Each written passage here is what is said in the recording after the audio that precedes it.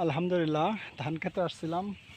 ধান ক্ষেত মাশাআল্লাহ গ্রোথও খুব ভালো আছে। স্প্রে করার জন্য আসছিলাম, কিন্তু জায়গায় জায়গায় মাজরা পোকা লেগেছে, তাই স্প্রে করার জন্য আসছিলাম, কিন্তু স্প্রে মেশিনটা নষ্ট হয়ে গেছে। এই দেখুন, এখানে মাজরার পোকায় কাটার কারণে ধানগুলা কি অবস্থা। এই যে পোকাগুলা খেয়ে গেছে, গাছগুলা মরে যাচ্ছে। কিন্তু মেশিনটা খারাপ হয়ে যাওয়ার কারণে স্প্রেটা ভালো করে করতে পারলাম না, চলে যেতে হচ্ছে।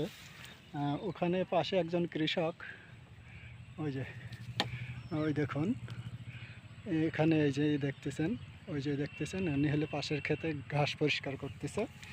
আমারটা 2 দিন আগে আমি পরিষ্কার করে গেছিলাম। এখন আসছিলাম স্প্রে করার জন্য, কিন্তু স্প্রে মেশিনটা নষ্ট হয়ে যাওয়ার কারণে স্প্রে কোনো রকম করার পরে চলে যাচ্ছি। এই যে স্প্রে মেশিন দেখা যাচ্ছে কি জানি না, তারপরেও যতটুকু পারছি করছি। আগামীকালকে না হলে আবার পরের দিন আসবো। যা করছি আপাতত চলবে। স্প্রে করে দিয়ে চলে গেলাম, মেশিনটা ঠিক করে নিয়ে আবার আসবো ইনশাআল্লাহ খেতে। এই যে দেখুন কী অবস্থায়, ধান গাছগুলো শুকায় যাচ্ছে। এই যে মাছগুলো নষ্ট হয়ে গেছে, মাছগুলো নষ্ট হয়ে গেছে। এই গাছের মাছ নষ্ট হয়ে যাওয়া মানে, পচে যাওয়া মানে শুধু গাছটাই থাকবে, ধান হবে না। কিন্তু শুধুমাত্র গাছই থাকবে, মাছ পচে গেছে।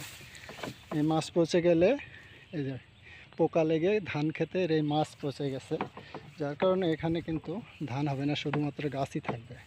কিন্তু স্প্রে করার জন্য আসছিলাম, কিন্তু মেশিনটা খারাপ হয়ে যাওয়ার কারণে ভালো করে স্প্রে করতে পারলাম না। মেশিনটা ঠিক করে নিয়ে আবার আসতে হবে স্প্রে করার জন্য। এমন মাঝে মাঝে খেতে এমন হয়েছে, তাই আসছিলাম স্প্রে করার জন্য। স্প্রে করে কোনো রকম চলে যাচ্ছে।